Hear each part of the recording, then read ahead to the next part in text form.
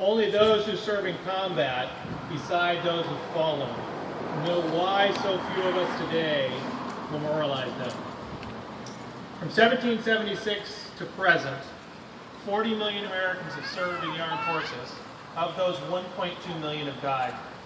In the Civil War, 3.3 million served and 497,000 died. World War I, 2 million served in Europe and 116,000 died. World War II, 12 million served in theater and 291,000 died. Korean War, 1.8 million served in Korea on the peninsula, 33,000 died.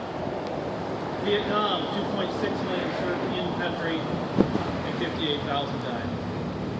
Now, in Iraq and Afghanistan, over 2.5 million have served in Afghanistan and Iraq, and as Cameron said, over 6,700, including those honoring today, died.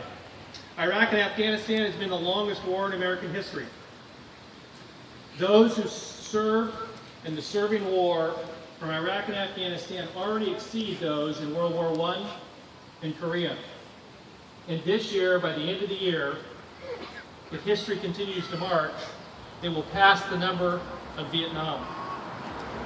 Remember that 75% of those in Vietnam actually volunteered, and 100% of those volunteered in Iraq and Afghanistan. For many, even though the war in Iraq and Afghanistan is not over, its memory is fading. You ask yourself today, and look to your left and right, and wonder who will remember those who fall in Erbil, Al-Assad, or Kandahar this year.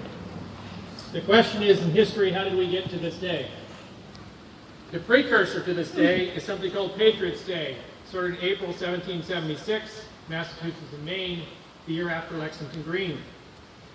Its formal precursor is Decoration Day. It started in 1866 and led by the Daughters of the Confederacy in the South.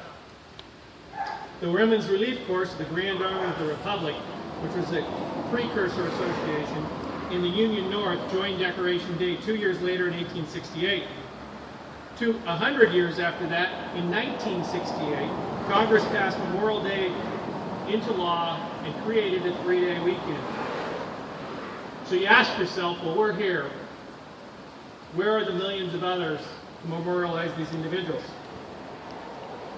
We should also ask ourselves, who are the organizations that formed this day of remembrance for our fallen who have kept it alive? As I said, after the Civil War, or the war between the states and some role in the South, the United Confederate Veterans of the Grand Army of the Republic brought forth Memorial Day. After the Spanish-American War, the Veterans of Foreign Legion was formed. After World War I, DFW was formed, Spanish-American War. After World War I, the American Legion was formed. After World War II came the AMVETS. After the Korean War came the Korean War Veterans Association. After Vietnam, the Vietnam Veterans of America. And today there are even fledgling organizations like the Iraq and Afghanistan Veterans of America and the Iraq War Veterans Organization.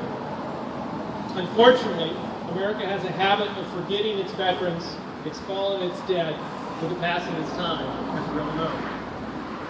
Who remembers the Newburgh Address by George Washington, who stood down a military coup in 1873?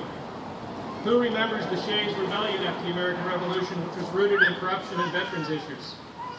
Does anyone here recall the Bonus Army in 1932 that was run over with cavalry and tanks on the Washington Mall of our nation's capital by Douglas MacArthur and Federal troops? We all know, many of us here, the results of the Vietnam War and how at times the veterans and the